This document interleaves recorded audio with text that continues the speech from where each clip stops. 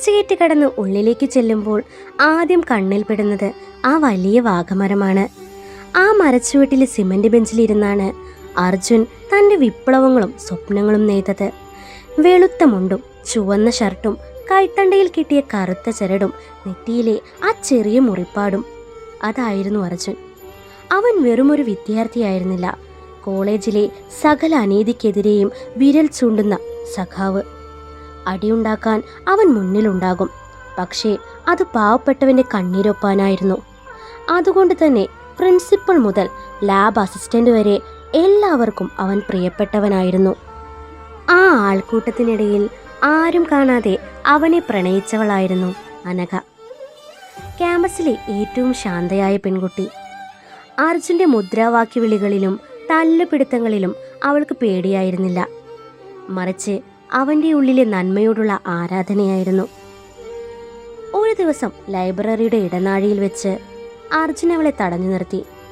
അവളുടെ കണ്ണുകളിലേക്ക് നോക്കി അവൻ ചോദിച്ചു, അനഘ, ചുവന്ന പൂക്കളേക്കാൾ എനിക്കിഷ്ടം നിന്റെ ഈ മൗനത്തെയാണ്. പക്ഷേ ഈ വിപ്ലവകാരിയുടെ കൂടെ നടന്നാൽ നിന്റെ ജീവിതവും വെയിൽ കായേണ്ടി വരും. നിനക്കതിന് കഴിയുമോ? അനഘ അവൻ്റെ ഷർട്ടിലെ ചുവന്ന ബട്ടണിൽ വിരലോടിച്ചുകൊണ്ട് മെല്ലെ പറഞ്ഞു, വെയിൽ കായുന്നതും മഴ നനയുന്നതും എനിക്കിഷ്ടമാണ് സഖാവേ.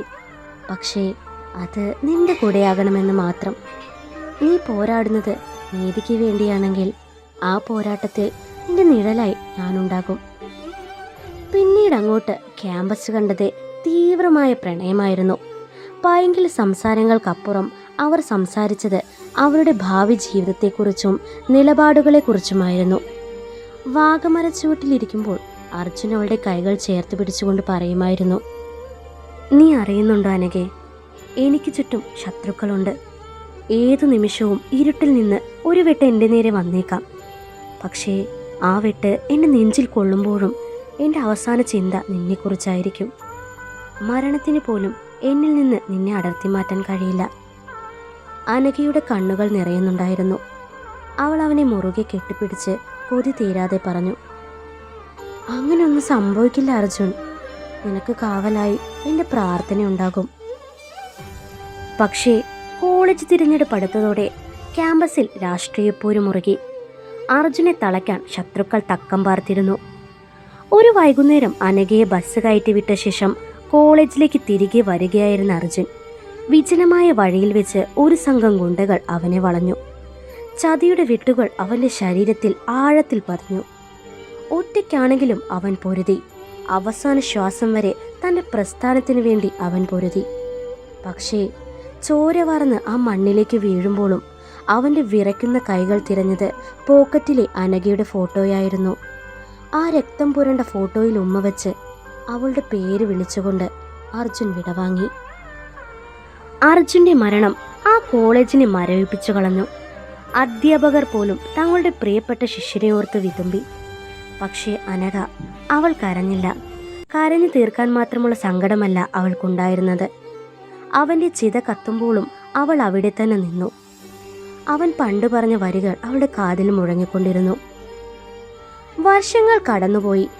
അനഘ ആ പഴയ കോളേജിലെ അധ്യാപികയായി തിരിച്ചെത്തി. ഇന്നും വൈകുന്നേരങ്ങളിൽ അവൾ ആ പഴയ വാഗമരച്ചുവട്ടിൽ പോയിരിക്കും. അവളുടെ കയ്യിൽ അർജുൻ്റെ ആ രക്തം പുരണ്ട ഡയറി ഉണ്ടാകും. അതിലെ വരികൾ അവൾ പതുക്കെ വായിക്കും. മരണം ഒരവസാനമല്ല അനഘേ, അതൊരു തുടക്കമാണ്. എൻ്റെ ശരീരം മണ്ണിലലിഞ്ഞാലും എൻ്റെ പ്രണയം നിനക്ക് ചുറ്റും കാറ്റായി ഉണ്ടാകും. നീ ജീവിക്കണം എനിക്ക് വേണ്ടി. അവൾ കാറ്റിലേക്ക് നോക്കി പുഞ്ചിരിക്കും. കാരണം ആ കാറ്റിൽ അർജുൻ്റെ ചന്ദനഗന്ധമുണ്ടായിരുന്നു.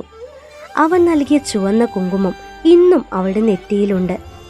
മരണം അർജുനെ കൊണ്ടുപോയെങ്കിലും അനഘയുടെ ഓരോ ശ്വാസത്തിലും സഖാവ് അർജുൻ ഇന്നും ജീവിക്കുന്നു. തോറ്റുപോകാത്ത, ഒരിക്കലും മരിക്കാത്ത പ്രണയമായി. ഇതുപോലെയുള്ള ലവ് സ്റ്റോറീസ് കേൾക്കാൻ താല്പര്യമുണ്ടെങ്കിൽ എൻ്റെ ചാനൽ സബ്സ്ക്രൈബ് ചെയ്ത് സപ്പോർട്ട് ചെയ്യുക.